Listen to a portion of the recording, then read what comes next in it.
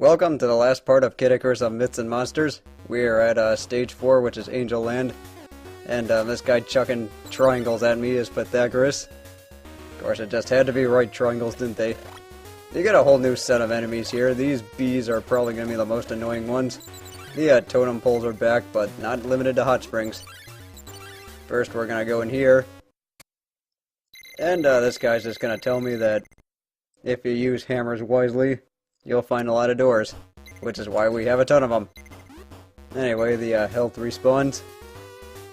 The way to get this next door is quite tricky. So, yeah, see, I'm already going the wrong way. You want to go in this route, and then jump up here. Go up here again. Remember, you can fly now. And just hang left to find a hot spring. And this stage does throw a ton of hot springs at you, and unlike the NES version, this one's an actual stage, instead of just flying and shooting. And it's a really big stage, so that's why there's only one. And hammer this part out. The thorns and spikes are going to be a pretty common hazard in this place. Here's just a store. You already know the drill. And I'm just moving on. Here's just a snake bot that can cheaply drop on you. These masks, if you shoot them once, they're gonna break up and then go after you. So you just shoot them twice real quick, and you're done with that. Here's Pythagoras again. Damn you and your geometry! There. The good thing about having all the 3 sacred treasures is that you can take out the enemies really easily in this place. Let's see, this would be a bat chamber.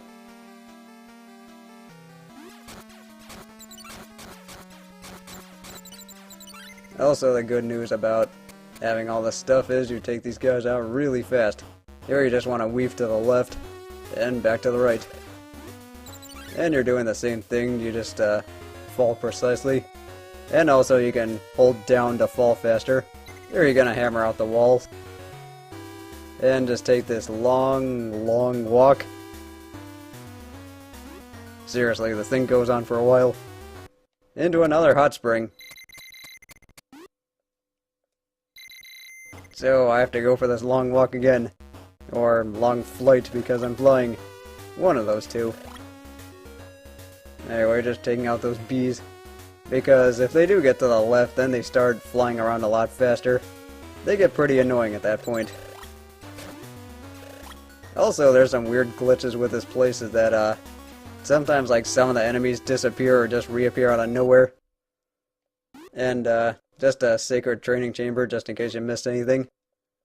Also, if you are actually playing the stage at this point, you can just hang up here and then nothing will hit you. As long as you have the Pegasus wings, which is actually mandatory for this stage. Let's see, moving on. Here's just some totems. You want to keep these, or you want to shoot out the bottom ones first so that the top ones are no threat, and also they won't respawn as long as either the enemy or the heart is there. Just like before. See, I'm gonna want to break these blocks to get to another hidden door. This is just another store, no big deal. More hammers for me. This guy is Putt. He's the he would later become Dark Pit in Kid Icarus Uprising.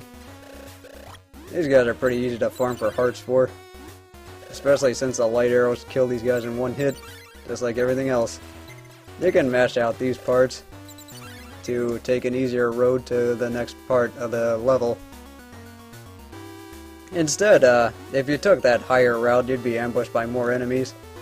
But here I'm going to get the harp and turn these bees into more hammers, so I can break through more walls here. And to the left should be... Well, you just have to fly over this poison pond first. But to the left should be another hot spring. Here you go. And, yeah, there's not really much else to say about this stage. Just a lot of enemies, as well as a lot of things they throw at you.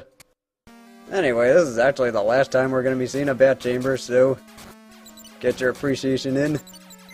And for you guys, thanks for helping me kill you. Or helping me get stronger by killing you. Yeah, I kind of mixed up my words there. I've been doing that a lot lately. Anyway, let's just go back. And up here, I just need to wait for that totem pole that's shooting at me. And I'm actually taking this the opposite way I should have been. Also, the crystals can also take out enemies pretty easily. Here you can hammer some more walls to find another hot spring. This stage throws a ton of hot springs at you. It's like they want you to win. Or I guess it's like Angel Land just has a ton of these things lying around, who knew? But, see, for this next part, you just want to stay down and just weave in between these spikes. And then go back up. And after you take out those snakes, here's another training chamber, just in case you didn't have any other weapon for some odd reason. And there's this me jumping into a spike for some reason. And just one more Pythagoras. Now no one will know that a squared plus b squared equals c squared. Let's see, there's something else I can hammer out here. Yep, there it is. The thing is that every time you use a hammer to break a block, you have to reselect the hammer. So that could be a bit annoying. Anyway, here's the last hot spring. And just going back, because Palutina's key actually does make an appearance in this stage. It's going to be right here. And since I'm at the end of the game, there's really no need to do all this stuff again. And just killing everything in front of me. And now to kick Orcos' ass and rescue Palutina. First thing Orcos is going to do is charge at you and shoot. After he shoots, he's going to pause twice, and then on the second pause he's going to charge. So you want to get this guy charging up and down instead of left and right, because every time he charges up you can get a ton of shots in on him. And then just run away from him and repeat the pattern.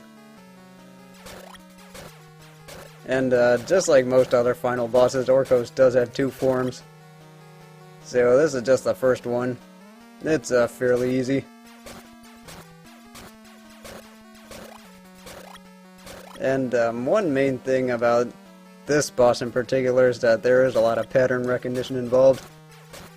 But for those other two bosses, or for those other three bosses, there really wasn't much to them.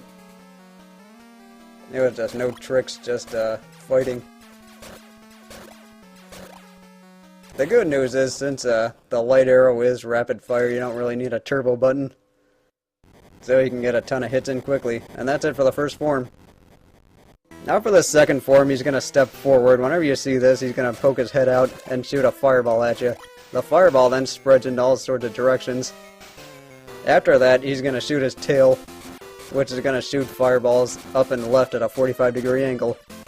Then after that, he's just going to throw bats at you, because we haven't seen enough of those guys yet. But that's really all the pattern is. The fire arrow is really useful for taking out these bats. And also, if you do end up hitting him with a fire arrow, you do less damage than the actual arrow. So you just want to keep that in mind. This guy does also take a lot of hits to kill, so you do have to be patient when you're fighting him. Even when you're fully powered up, this guy still does take a lot of damage. Also, with those bats, you can either shoot them or just let them fly by, one of those two. And then whenever he shoots that fireball, I just always find that ducking it and then going to the right is the easiest way to avoid the spread flicker after that.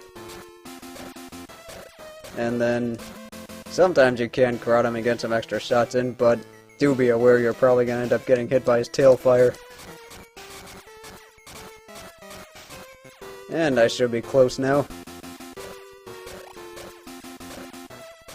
Or not. Let's see, just one more with the tail. For the tail, you just want to duck down and to the left. It's a lot easier that way. And that is it. Orcos is dead, and we have beaten Kid Icarus of Myths and Monsters. So enjoy the ending.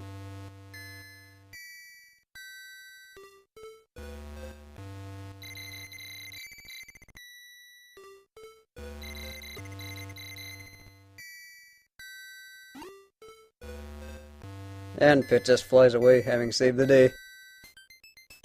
Here's a Game Boy rendition of the original NES theme. And you get to see all the enemies. You don't really see any names, but just the enemies. And they sort these out by world, so these are all the World 1 enemies.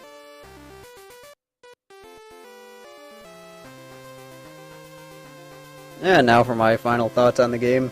While I found the game was a lot more polished than the NES one, I still think that depending on how well you powered up, I guess, sometimes this game could get a bit too easy, especially during World 2 and 3. You probably noticed that I had little to no trouble getting through these enemies. The only thing that gave me trouble was the platforming. Where in World 1, I actually had to be careful of not dying. So these are just all the World 4 enemies. But I mean, if I had to choose, I'd probably like the Game Boy version a little bit better. I mean, I am more familiar with it. Just because it is also more polished.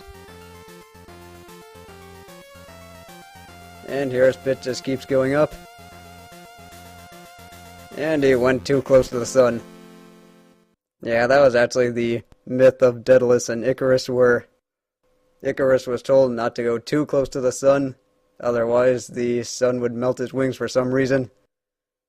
And unfortunately, this was before science proved that air actually gets colder as you go up. But who am I to judge? Anyway, that's it for the Kid Icarus of Myths and Monsters talk through. Thanks for watching. I'll see you at the next one.